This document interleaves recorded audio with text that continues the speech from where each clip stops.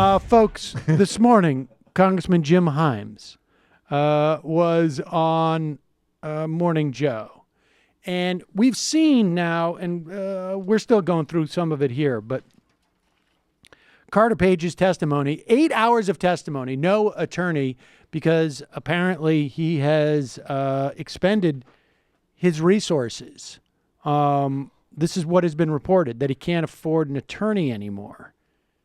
And so he went in to address the Intel Committee without an attorney. And it sounds like it went about as well as you could imagine. There was a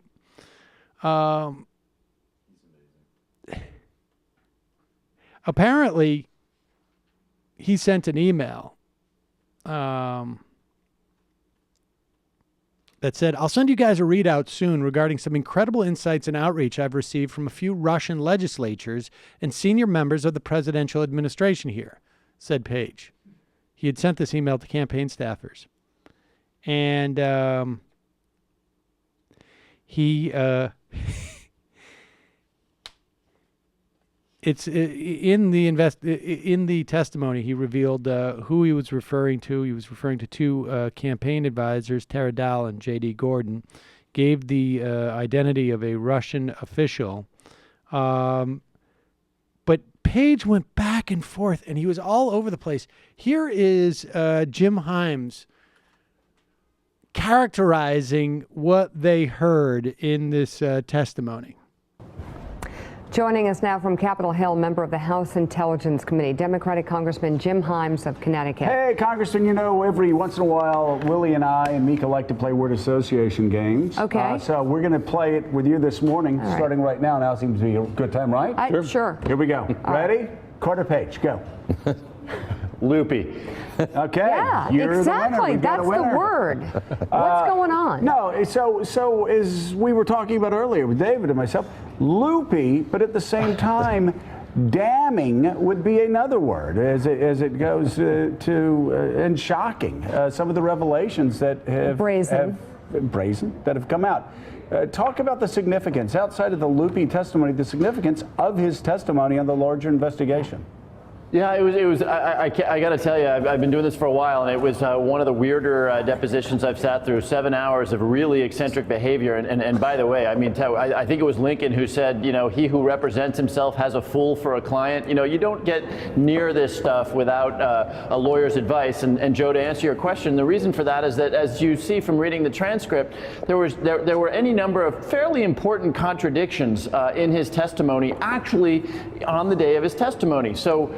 You know, probably the big one was, and I don't want to make too much of this because we're in the investigation. You don't want to draw conclusions from one particular testimony, but, you know, he tells the media, he tells us first that he's had no contact, no meetings, no greetings. You'll see there's that whole argument there with senior Russian officials. But then the ranking member, Adam Schiff, reads him this email where he's reported back to the Trump campaign that, in fact, he got all these incredible insights from very senior people in Russia. And so Marcy Wheeler made the point that there is reason to believe that, and she goes through this stuff like I can't even begin to understand what she understands about reading releases, reports, filed indictments, whatnot.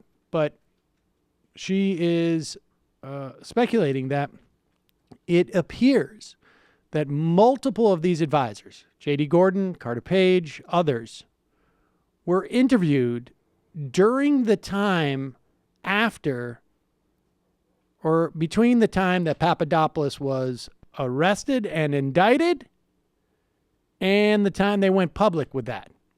So that at the time that they were talking to Mueller's people, they would not know that Papadopoulos had already told Mueller everything there was to know about possible conversations that these people had, and that it is very possible that their stories were inconsistent with the story that Mueller heard from Papadopoulos. So there could be people who are quite aware of the fact maybe a guy like Clovis. Remember, he stepped down the other day from his nomination to be the chief scientist for the USDA. It wasn't like he just found out that he didn't have any science background. And understand that Republicans would be able to pass him through the nomination process, no problem. And it's not like there was a lot of scrutiny on Clovis with everything else that was going on. But for some reason, he felt that it might be better for him not to continue forward with his nomination. So, what is it? What is we shall see. About? By the time it's over, I'm going to be president. Hi, folks. Sam Seder here. We still need your help on our Patreon page. YouTube ads have come back, but not nearly as much as we had before. So if you can help us out, any little bit helps. Head over to our Patreon page right at this URL, and you'll help us keep helping you by making videos